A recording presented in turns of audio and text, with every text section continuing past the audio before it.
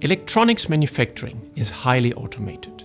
Small, dedicated machines, tight cycle times, and no tolerance for disruption.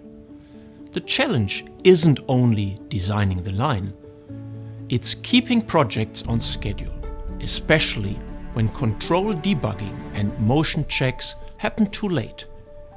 That's where machine simulation makes a real difference. Here is a real example from the electronics industry.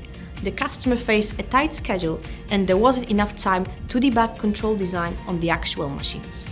With MELSOFT Gemini, they created a machine model, linked the PLC program and verified behavior in a virtual environment, including checks like motion and potential collisions. They also used simulation statistics to support further improvements. The result was clear. They reduced debugging time and saved 6 weeks starting production earlier. In the project comparison, the overall work period moved from 32 down to 28 weeks, because more checks were done up front and less time was lost waiting for the physical build before control debugging could begin.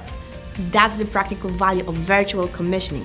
Fewer surprises during startups, less rework on site, and a smoother ramp-up.